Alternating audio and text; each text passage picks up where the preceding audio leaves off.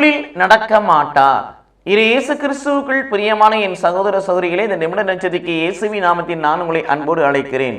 இருளில் நடக்க மாட்டார். யார் இருளில் நடக்க மாட்டார்? ஆண்டவரை சார்ந்திருப்போர்.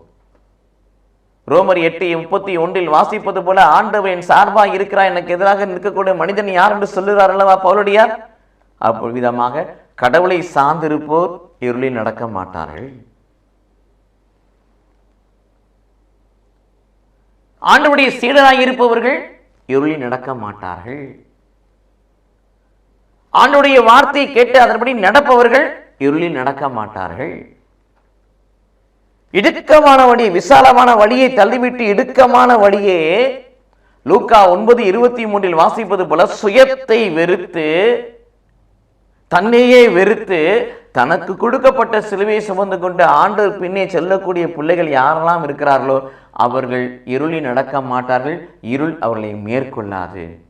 ஏனென்றால் இயேசு பெருமான் சொல்லிவிட்டார், யோவான் 8:12, நானே உலகின் ஒளி, என்னை பின் செல்பவன் இருளில் நடவான், உயிரின் ஒளியை கொண்டிருப்பான். நாமும் இத்தகைய அனுபவத்திலே பயணிப்போம். இருள் நம்மை மேற்கொள்ளாதபடி, இருளில் நாம் நடவாதபடி ஆண்டவரை பின் செல்வோம். ஒளியின் மாந்தர்களாய் மாறுவோம். கடவுள் நம்மை ஆசீர்வதிப்பாராக. ஆமென்.